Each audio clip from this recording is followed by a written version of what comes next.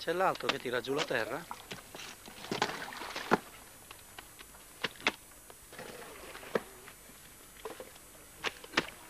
Vedete un po' il tipo di zappa che usiamo qui in Malatya? Lieto da rami,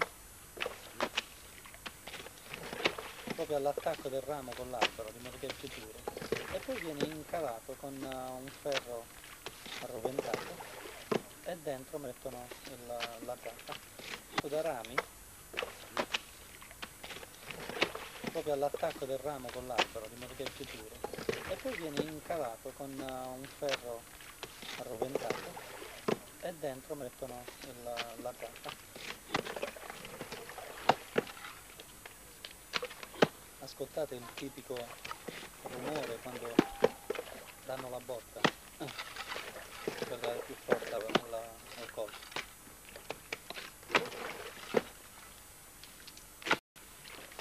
Quindi questo è il lavoro che viene fatto nella grande fossa. A culo, non si pone bangono ma dopo. Che tenga manca meno.